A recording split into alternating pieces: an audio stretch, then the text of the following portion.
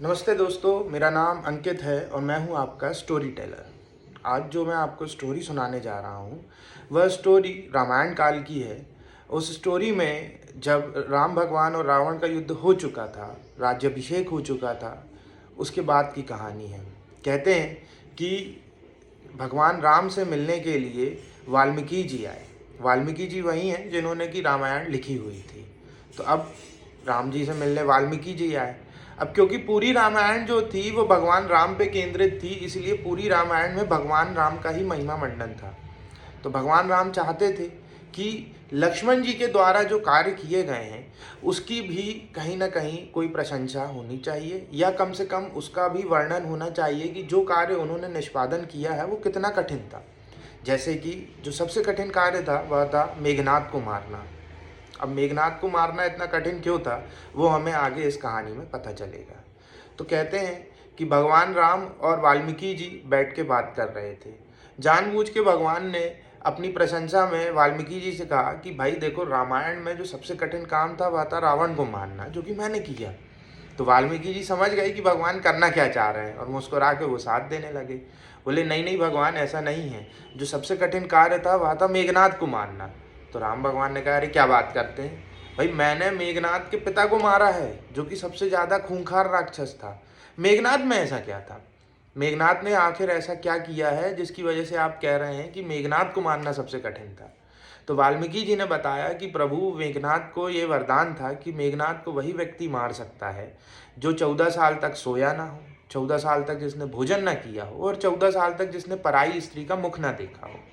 तो राम भगवान ने कहा, इसका मतलब है कि राम लक्ष्मण ने 14 साल तक न सोए, ना कुछ भोजन में किया और ना ही किसी पराई स्त्री का मुख देखा।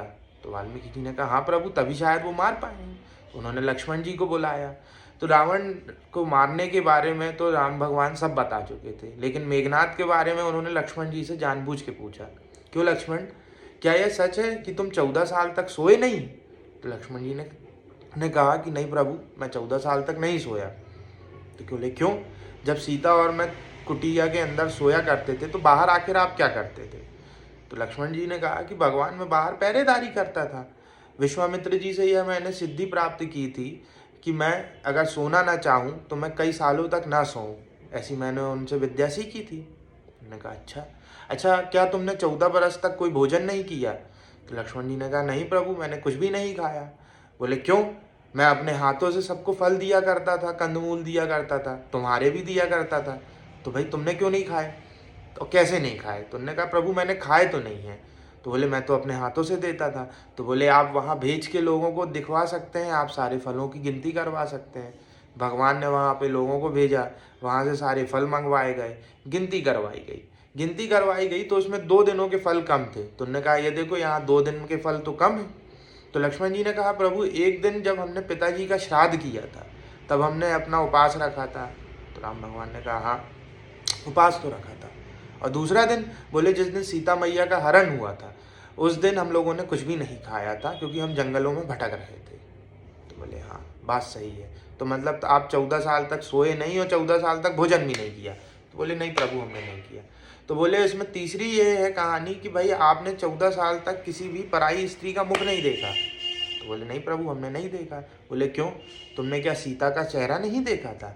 तो बोले प्रभु याद कीजिए, जब रावण सीता मैया का हरण करके ले गया था और सीता मैया ने रास्ता बताने के लिए अपने आभूषण फेंके थे, तो मैं मात्र सीता मैया के पैरों के आभूषण से ही पहचान पाया था कि ये सीता मैया के ही आभूषण हैं। उसके ऊपर के आभूषणों को मैंने कभी देखा ही नहीं, क्योंकि मैंने माता का हमेशा चेहरा नहीं, सिर्फ उनके पैर देखे हैं। तो राम भगवान ने कहा, अच्छा हाँ भाई, सही बात है। तो यहाँ पे भगवान ने ये सिद्ध कर दिया कि वाकई में मेघनाद, जिसको मारना बड़ा ही दुर्गम कार्य था, वो लक्ष्मण जी ने अपनी भक्ति और शक्ति से किया है। जय श्री राम।